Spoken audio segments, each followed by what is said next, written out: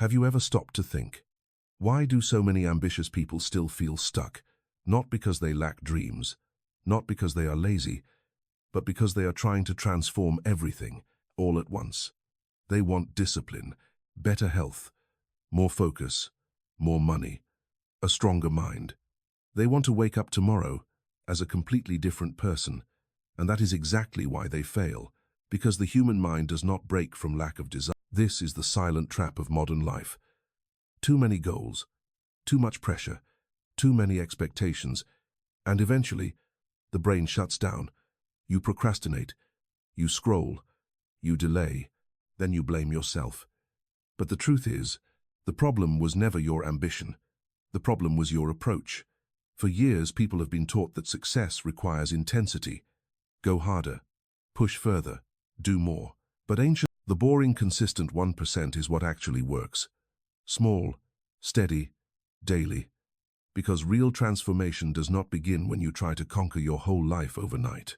It begins the moment you choose one thing, just one area of your life to improve over the next 30 days. Nothing more.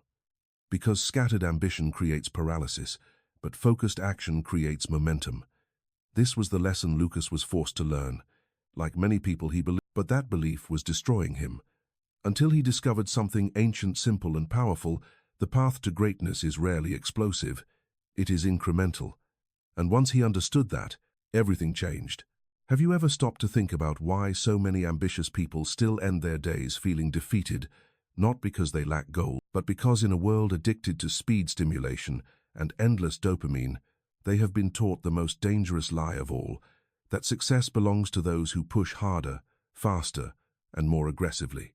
Centuries ago, a young samurai bowed before his master and asked a simple question: "How long will it take me to become the greatest swordsman in Japan?"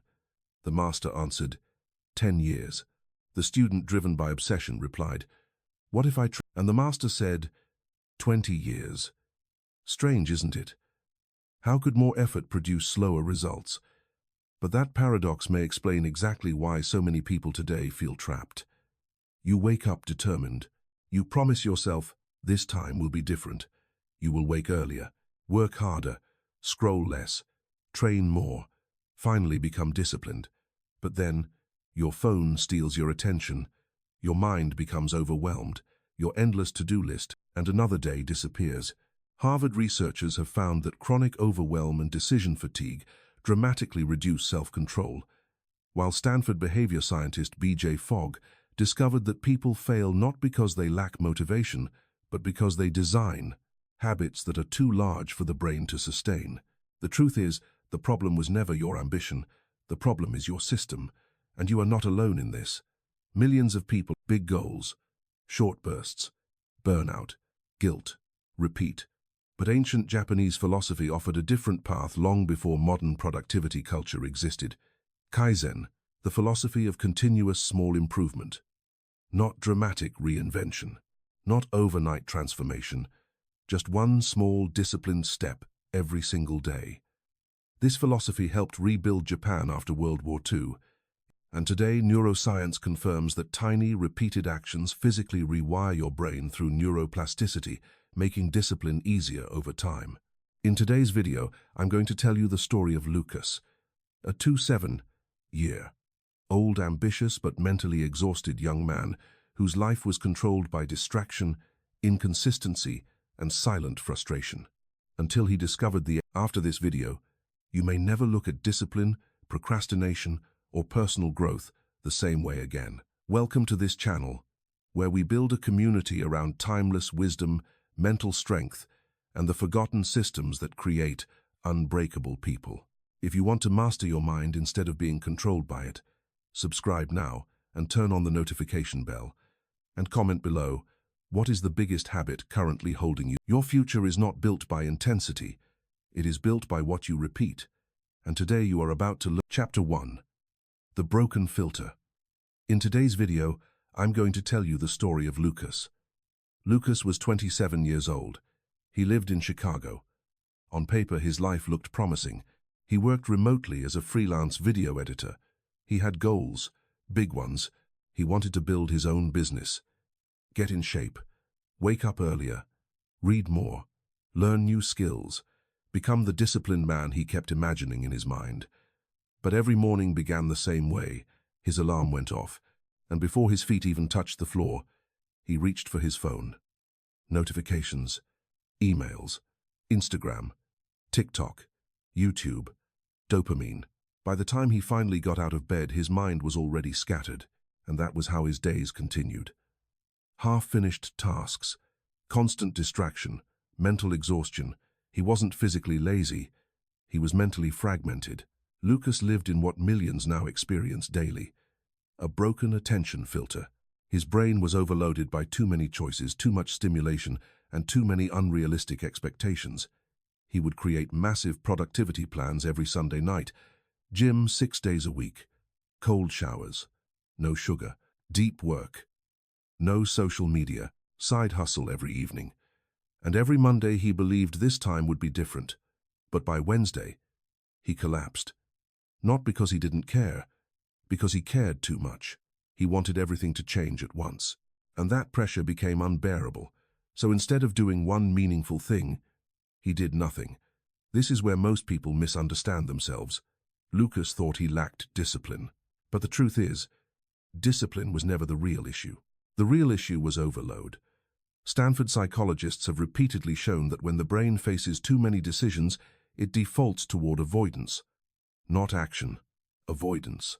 And modern life has weaponized this weakness. Infinite scrolling, constant comparison, instant gratification. Lucas wasn't weak. He was trapped in a system designed to fracture his focus, silently, daily. And perhaps the most dangerous part, he blamed himself for it. Every night Lucas went to sleep with guilt, telling himself, I need to try harder tomorrow. But the truth is, trying harder was exactly what kept him stuck. Because when your foundation is broken, more pressure does not create. Chapter 2. The Silent Collapse.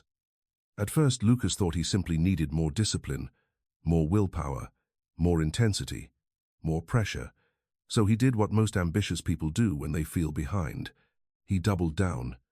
He downloaded productivity apps, bought planners, watched motivational videos late into the night, created stricter schedules, set earlier alarms. For a few days, it worked. He felt powerful, like he was finally taking control.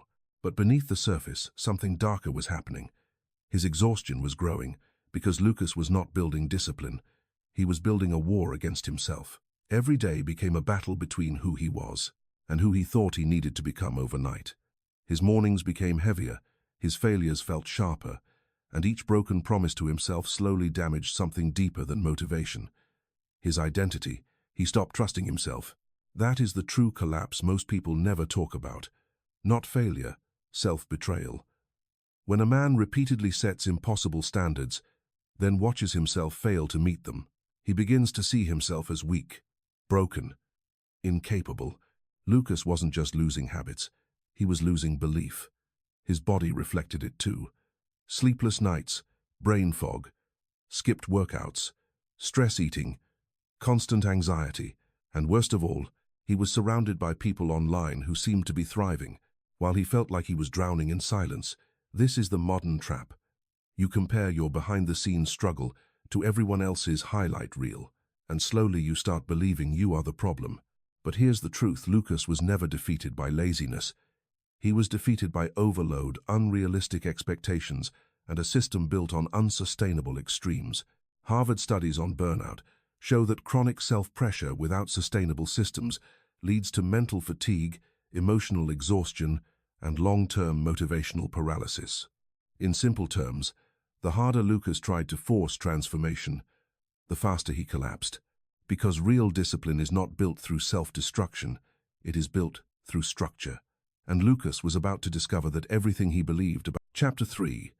The Ancient Discovery. And then, something changed. Not through another productivity hack, not through more motivation, but through collapse. One rainy Thursday evening, after missing yet another self-imposed routine, Lucas sat alone in his apartment, phone in hand, half-finished coffee beside him, 15 browser tabs open, a notebook full of abandoned plans, and for the first time, he stopped. not because he had finally figured life out, but because he was too exhausted to keep pretending. That night, instead of opening another self-help video, Lucas came across an old interview with a Japanese entrepreneur named Satoshi Nakamura, a quiet man, disciplined, calm, nothing flashy, no extreme routines, no screaming motivation, no obsession with overnight success. Just one simple philosophy: improve by 1% each day. At first, Lucas almost ignored it. It sounded too small, too slow, too ordinary. But something about it felt different. For years, Lucas had believed success required intensity. But this man spoke about patience, structure, repetition. Satoshi explained the ancient Japanese principle of Kaizen, a philosophy used for generations to master craft, rebuild industries, and transform identity through continuous small improvements. Not giant leaps, tiny corrections. Daily, he explained that the samurai craftsmen and even modern Japanese industries understood something most people today ignore: mastery is not explosive, it is incremental. Lucas leaned in. For the first time, discipline did not feel like punishment. It felt possible, and science supported it. Stanford behavioral researcher B.J. Fogg had already proven that tiny habits outperform large, unsustainable goals. Neuroscientists studying neuroplasticity confirmed that repeated small behaviors literally reshape brain pathways over time. The ancient wisdom was now backed by modern science. Lucas realized his greatest mistake. He had been trying to change his life through force, when true transformation required system. That night he did something radically different. He did not create a massive new plan. He chose one tiny action. The next morning, he would simply put on his running shoes. Nothing more. No pressure, no impossible expectations, just shoes.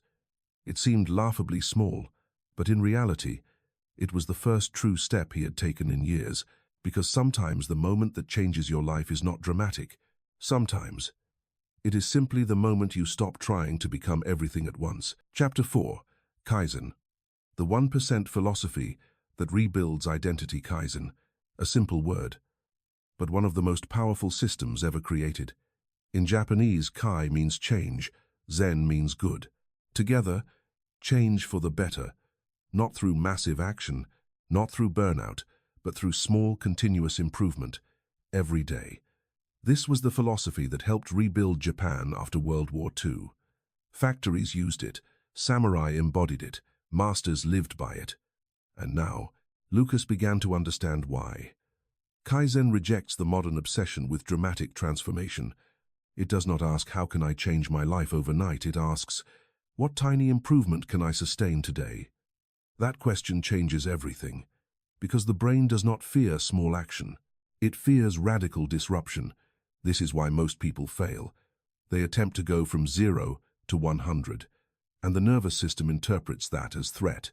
Stress rises, resistance appears, habits collapse. But Kaizen bypasses fear. One push-up, one page, 1 minute, one step. So small the mind cannot justify avoidance. This is not weakness. This is strategy. Stanford research has shown that behavior becomes sustainable when actions are simplified to the point of near impossibility to fail. And over time, these tiny repetitions activate neuroplasticity. Your brain begins to automate discipline.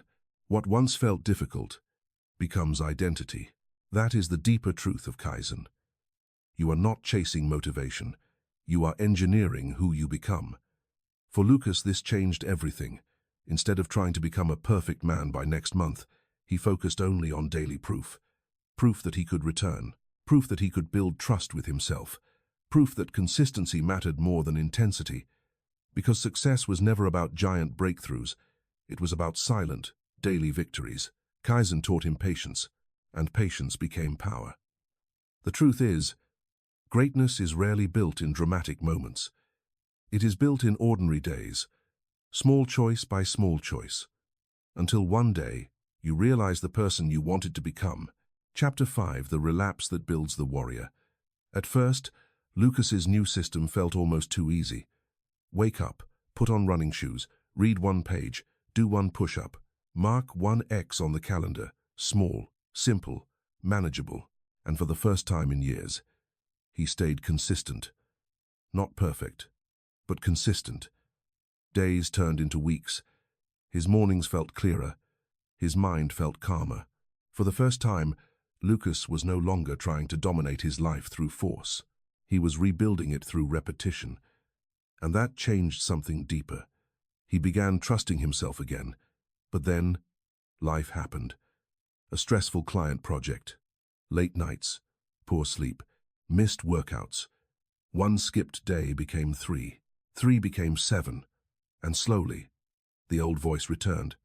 See, you always fail. You were never disciplined. This is where most people collapse. Not when they fail, but when they interpret failure as identity. Lucas stood at the edge of the same destructive cycle, all or nothing thinking. If he couldn't do everything, he felt like doing nothing. But this time, Kaizen gave him a different response. Instead of restarting with extreme pressure, he remembered one principle: never miss twice. So the next morning, he did not force a 5 a.m. workout. He simply put his shoes back on. That was it, a tiny action. But psychologically, it was everything, because relapse did not become surrender, it became recovery. This is what ancient discipline truly teaches. Falling is not failure, staying down is. Japanese philosophy calls this gaman, endure the discomfort, remain steady, continue with dignity. And modern neuroscience confirms it. Missing one day does not erase neural pathways, but abandoning repetition weakens them. Lucas learned that discipline was never about perfection, it was about return. Again and again and again. Every relapse became another opportunity to strengthen identity. Not I am failing, but I am someone who returns. And over time, this mindset became unbreakable. Because true warriors are not those who never fall. They are those who refuse to remain broken. Lucas was no longer chasing motivation. He was becoming disciplined by nature. Chapter 6. The brain behind discipline.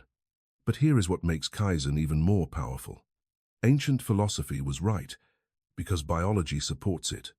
Lucas had spent years blaming himself, but the real battle was happening inside his brain.